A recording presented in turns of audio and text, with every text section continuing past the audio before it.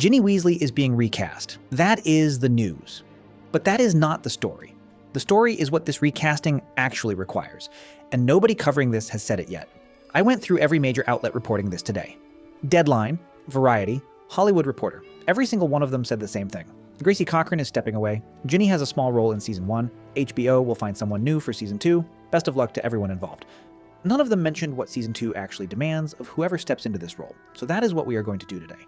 We are going to go through what the books tell us about Ginny Weasley in Harry Potter and the Chamber of Secrets by J.K. Rowling, what the original Warner Brothers films got completely wrong about her, what HBO now has to fix, and what the actress cast next will need to carry from her very first scene without a single season of setup behind her. But here's what I did not expect to find when I went back through the books for this video. The thing that makes this recasting genuinely difficult is not continuity. It is not chemistry with the existing cast. It is something the films never showed us at all. Something Steve Kloves, who wrote 7 of the 8 original Warner Brothers screenplays, chose to cut almost entirely. We will get to that, and when we do, you will understand why the wrong casting choice here does not just hurt Season 2. It breaks the entire arc of the relationship that carries the final 4 books. On May 18th, 2026, Gracie Cochrane's family released a statement. Due to unforeseen circumstances, Gracie has made the challenging decision to step away from her role as Ginny Weasley in the HBO Harry Potter series after Season 1. Her time as part of the Harry Potter world has been truly wonderful, and she is deeply grateful to Lucy Bevan and the entire production team for creating such an unforgettable experience. HBO followed with their own statement the same day. We support Gracie Cochrane and her family's decision not to return for the next season of HBO's Harry Potter series, and we are grateful for her work on Season 1 of the show. Both statements are careful. Neither offers any detail. Unforeseen circumstances is a phrase that covers everything and says nothing. We do not know what happened, and we are not going to speculate because this involves a child actor and there is nothing to be gained from that. What we do know is the timeline. Season 1, covering Harry Potter and the Philosopher's Stone by J.K. Rowling, is wrapping production now and premieres Christmas Day 2026. Season 2 enters production this fall. That means the search for a new Ginny Weasley is happening in the next few weeks. Under deadline. For the season where Ginny carries more of the story than almost any other character. Under deadline. Without setup. For the most important Ginny season in the entire series. Everyone keeps saying Ginny only has a few scenes in Season 1. And that is true. In Harry Potter and the Philosopher's Stone, Ginny Weasley appears on platform 9 3/4 at King's Cross Station. She sees Harry. She wants to go with her brothers. Her mother says no. She watches the train leave. That is the scene. Blink and you have missed her. But here is what Rowling was doing. She was establishing a girl who is defined from her very first moment by being left behind, by watching other people go somewhere she desperately wants to be. That detail pays off everything that comes next. And what comes next is Season 2. In Harry Potter and the Chamber of Secrets by J.K. Rowling, Ginny Weasley is not a supporting character. She is not a love interest in the background. She is the plot. Voldemort's diary ends up in her book bag, planted there by Lucius Malfoy in Diagon Alley. She does not know what it is. She only knows that it listens, that it writes back, that it seems to understand her in a way that no one in her crowded family with no money and secondhand robes ever quite has. She pours everything into it. Her fears, her loneliness, her shame, her feelings about Harry, and Tom Riddle feeds on all of it. The diary was a Horcrux, a fragment of Lord Voldemort's soul, and as Ginny gave more of herself to it, it grew stronger inside her. It took control of her body.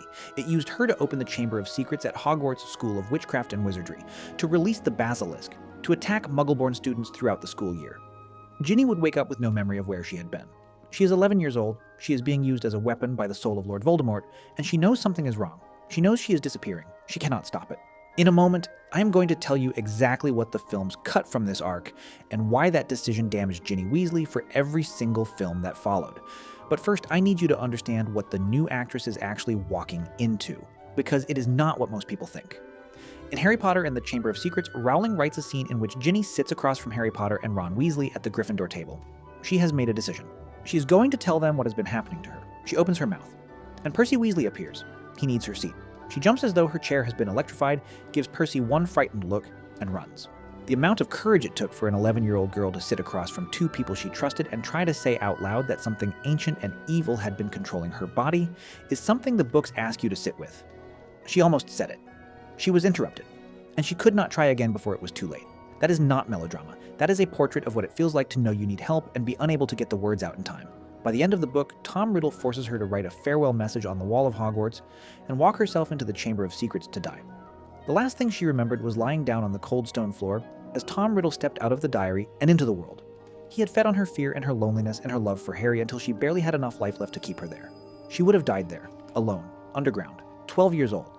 The actress cast for season 2 does not need to play Ginny Weasley as a sweet background presence who occasionally looks worried.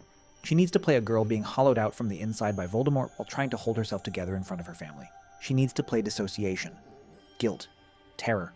A child trying to warn the people around her and failing over and over until it is almost too late, from her first scene in season 2, without a single episode of setup from season 1. That is what is actually being recast. Only a small fraction of people watching this have subscribed to Potter Files. If this video is adding something, consider subscribing. We go deeper into the wizarding world than anyone else. Now here is what Steve Kloves did with all of that. Steve Kloves wrote 7 of the 8 Warner Brothers Harry Potter screenplays. His one exception was Harry Potter and the Order of the Phoenix.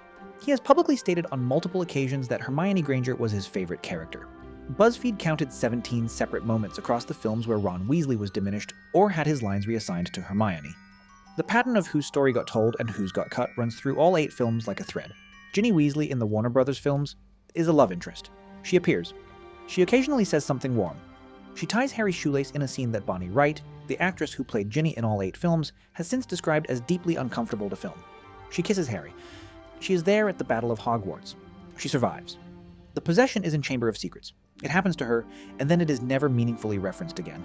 But in the books by J.K. Rowling, the possession is the foundation of who Ginny becomes.